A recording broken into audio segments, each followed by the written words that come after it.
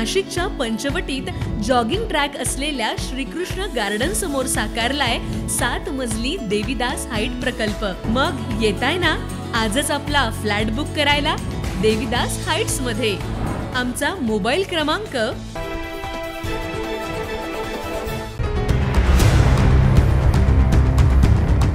Adgaon police Thane हद्दीत एक धक्कादायक प्रकार समोर आला। शहराच्या तपोवन परिसरातील कोठोळे मळ्यालगत असलेल्या कपिला गोदावरी संगम नदीजवळ संशयित कृष्णा चव्हाण, ईश्वर घोडे आणि भगवान कोठोळे यांनी घरगुती सिलेंडरमधून गॅस काढून व्यावसायिक सिलेंडरमध्ये अवैधरित्या भरल्याचा प्रकार उघडकीस आला। यामुळे ग्राहकांच्या आणि इतर लोकांच्या जीवनाला गंभीर धोका निर्माण झाला।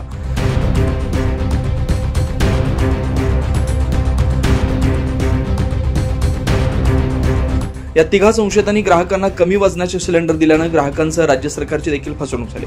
या प्रकरणी स्वतः पोलिसांनी फिर्यादी होत आडगाव पोलीस ठाण्यात गुन्हा दाखल केला।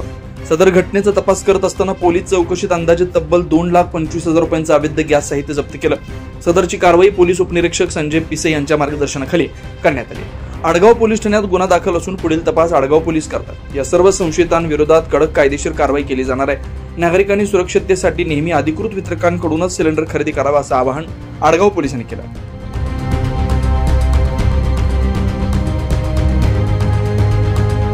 Man news Maharashtra bureau, Nashik.